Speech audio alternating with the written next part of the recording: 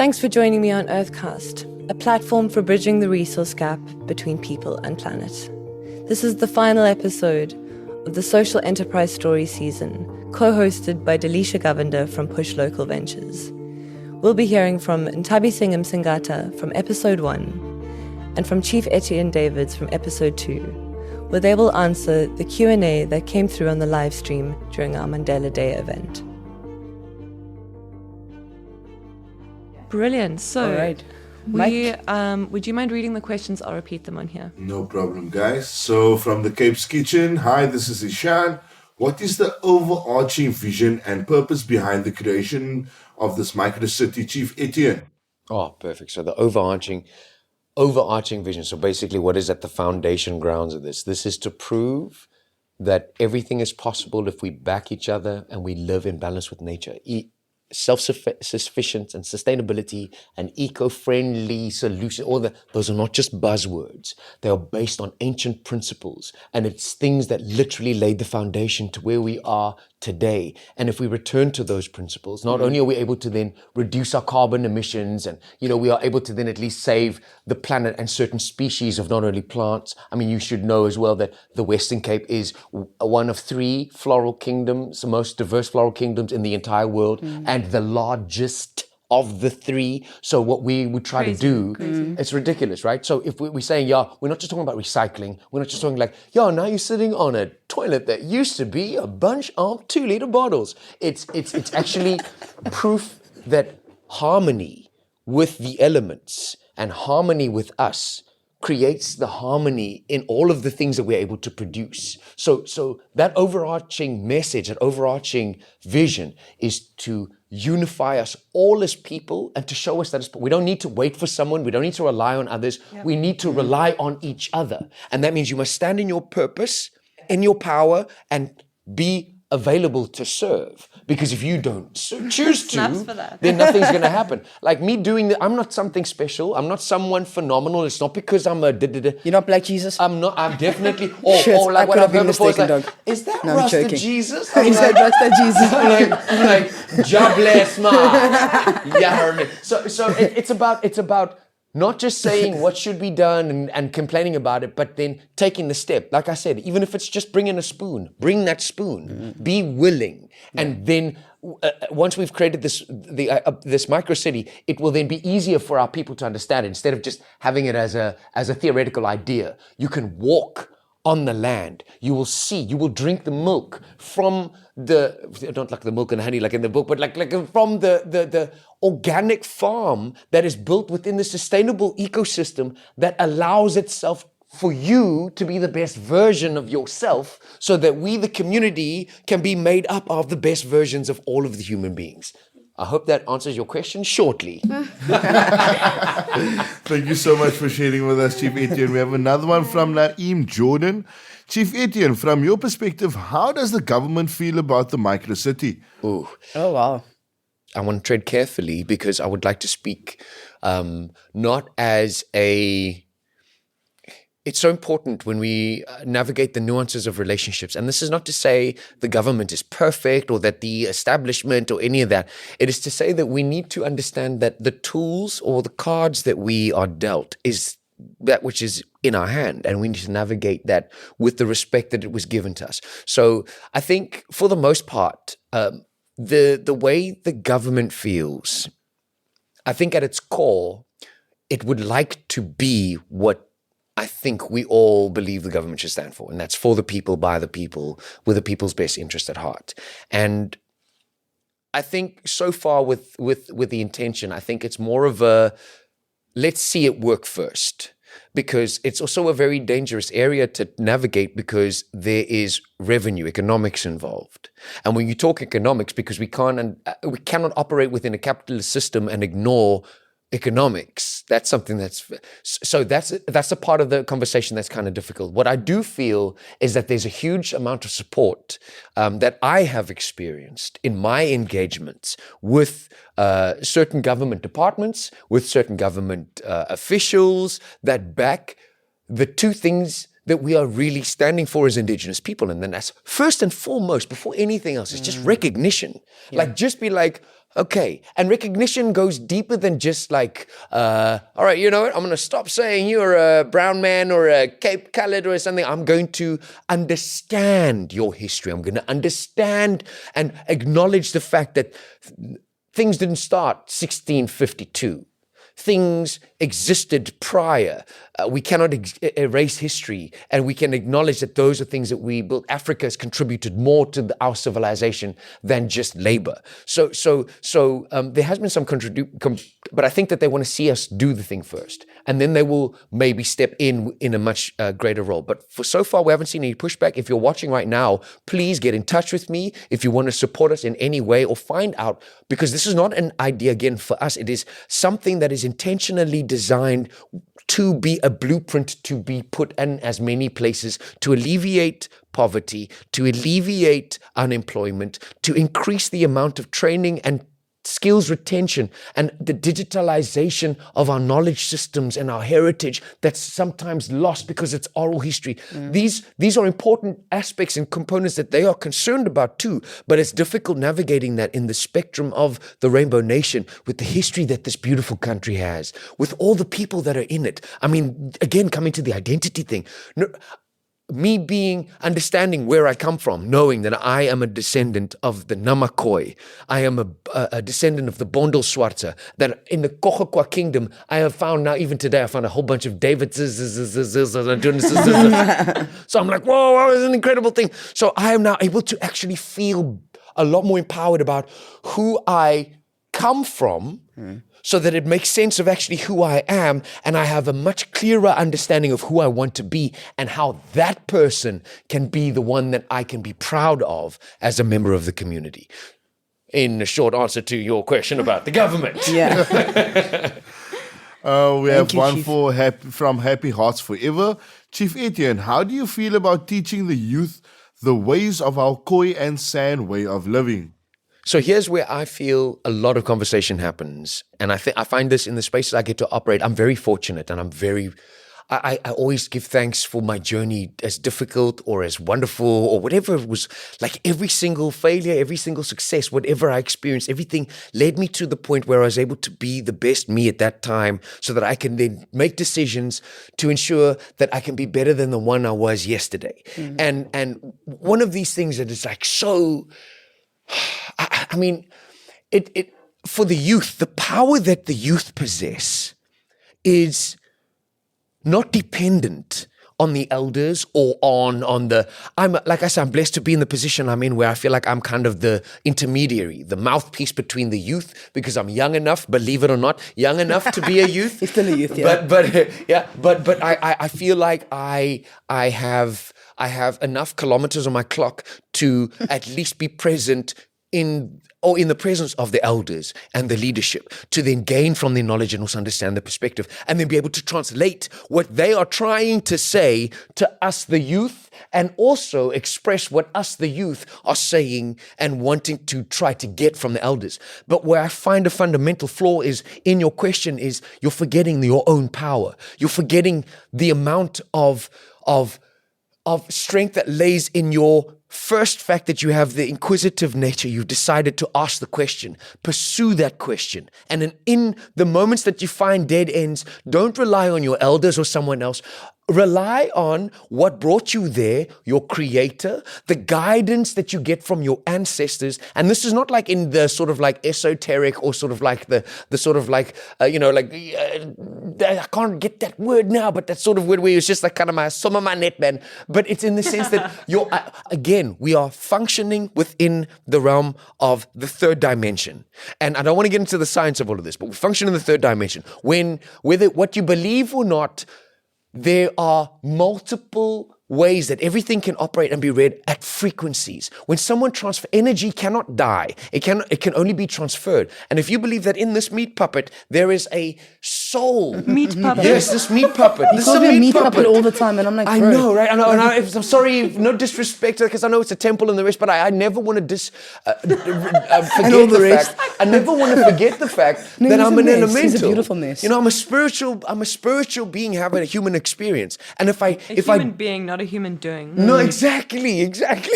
Special, So when I tie myself into that understanding of that frequency, and I allow those coincidences that, oh my goodness, isn't it such a good thing? I had that gut feeling that, call it what you want, whether it's the angels or there is a frequency that you are in line with that allowed you to make a decision that is in the betterment of not only yourself, of those around you.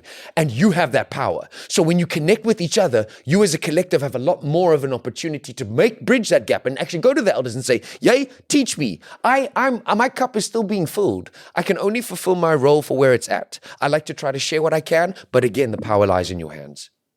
Yo, thank you so much for your share. I really appreciate that. And also what you were talking about with giving proper respect and understanding people's community. I want to give a shout out to Tracy Kwai, who is doing the most incredible tours around Muizenberg.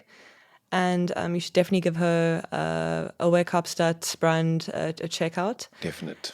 And wow, Chief Etienne, thank you so much. It's a pleasure. And some of the questions that have come through online, one particular question for Nthabi that's come through. This is asked by Janine. Love it. Thank you, Janine, for a very complicated question. Okay, so question for Nthabiseng.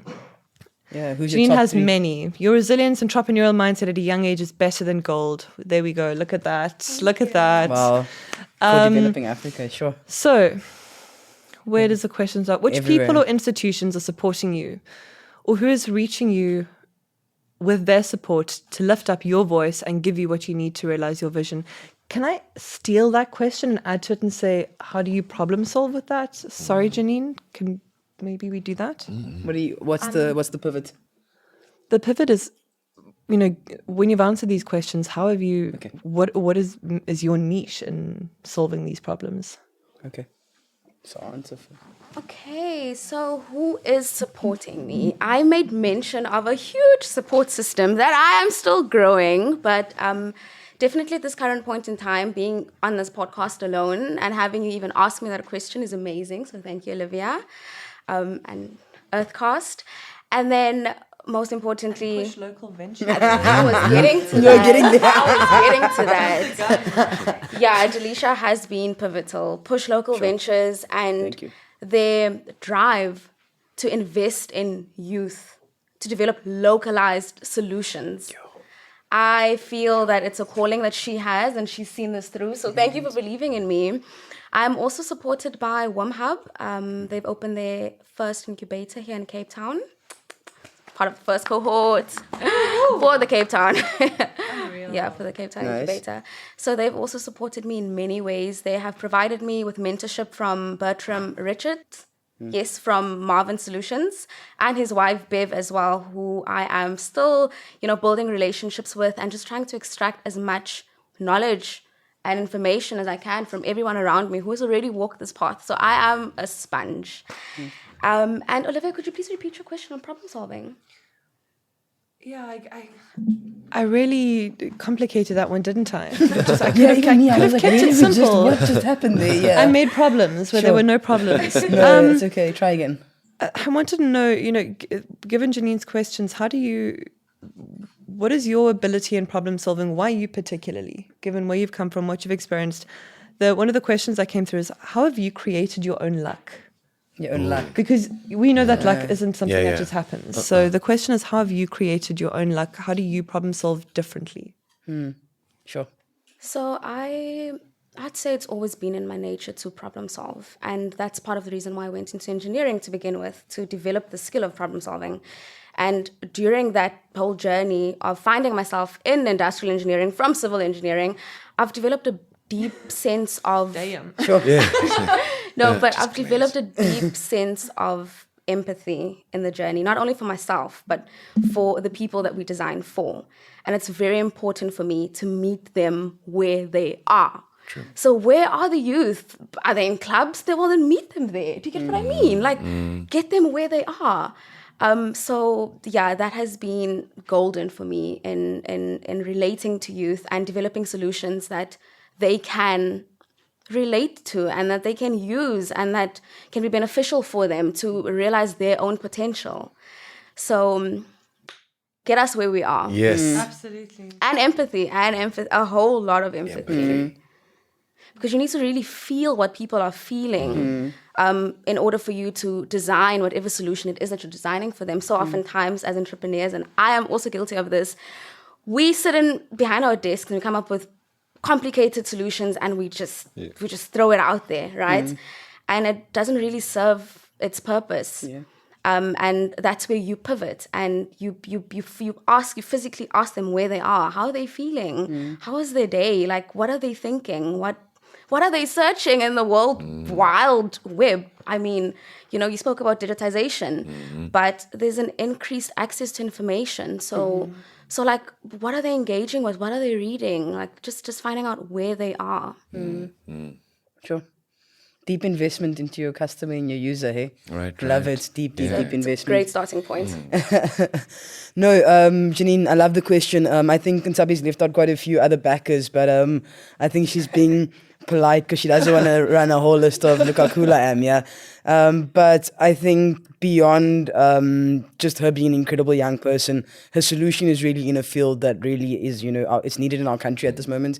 And there's huge opportunity for it. And a lot of our young people have technical skills in the electrical engineering space or in the energy space, but they're often the laborers.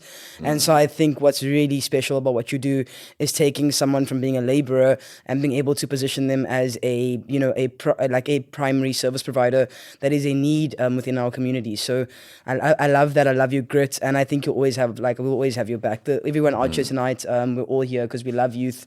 We love the development around this, yeah. And just having you, really pursue entrepreneurship is such an inspiration for all of us. So thank you. Keep shining the light bright. We look up to you. I know you say that all of us sitting here have done a lot for you, but you've done a hell of a lot for us. I don't have a question for you. I think I just have, just more affirmation. Just keep going. Just keep doing great things. Chief Etienne, when he stepped off here, he literally looked like he was a fangirl. He was like standing here like... I was ready to get my pom-poms, Mitch. Yeah, he was, yeah. Stop it. Seriously. And like Janine says there, that it's gold for the developing African economy. So you've inspired a bunch of people. I mean, straight after the program, you went straight into working for us on an international business program for Bucknell University. And straight after that, you employed a bunch of youth to do community liaison in their own communities to bridge the gap and for them to be their own kind of voices for this solution. A very few people at your age can say that they've employed another person out of their own community, kind of 2 to 3 months after, really setting up a concept. So you've worked quickly, you've worked amazingly, and I'm really, really proud of you. And I mean, Olivia, honestly, I think when I said your name, she was like, dude, don't even have to say it the second time. I know who you, I know there was a person that made me like stop my whole day. Yeah, she stopped my whole life. She shook me. Yeah, the same for you, Chief Etienne. And I know Olivia hadn't had a chance to meet you, but you guys are spirit animals. You can see it. Like, yeah, it's really beautiful. So yeah, just thank you, and thank you, Olivia, so much for being so special. You really mean a lot to all of us. And so does Earthcast, Jeremy, your team. Thank you guys. Powerful. Janine, always mad love. Number one fan. So needed by me when I was younger. By the way, just for what you can't see or hear in the background, please will you introduce yourself? Thank you for doing our Instagram live. Yeah, yourself. Yes, you sir. Do you want to switch out with me quickly so that we can hear you on the mic? Come pop in. Come on, I'll jump out for you. I'll jump out for you. Come. Oh, here we go. Come just introduce yourself. This has been one of our men behind the scenes. Hey, everyone. Okay, which one? Speak into the mic. Into that camera over Just there. introduce This yourself. mic.